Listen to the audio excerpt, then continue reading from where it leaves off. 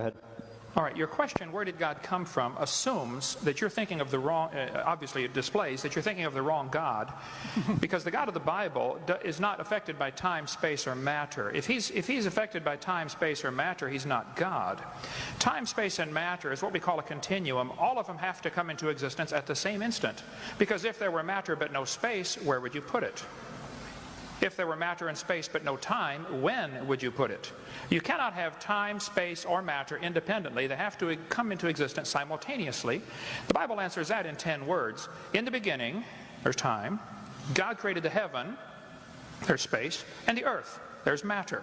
So you have time, space, matter, created a trinity of trinities there. Just, time is past, present, future. Space has length, width, height. Matter has solid, liquid, gas. You have a trinity of trinities created instantaneously, and the God who created them has to be outside of them. If he's limited by time, he's not God. The guy who created this computer is not in the computer. He's not running around in there changing the numbers on the screen, okay?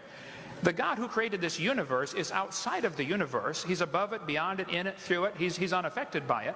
So the concept that a spiritual force cannot have any effect on a material body, well then I guess you'd have to explain to me things like emotions and love and hatred and envy and jealousy and rationality.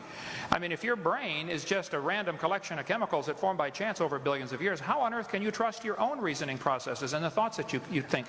Okay, so your question, where did God come from, is assuming a limited God. And that's your problem. The God that I worship is not limited by time, space, or matter. If I could fit the infinite God in my 3-pound brain, he would not be worth worshiping, that's for certain. So that's the God that I worship. Thank you.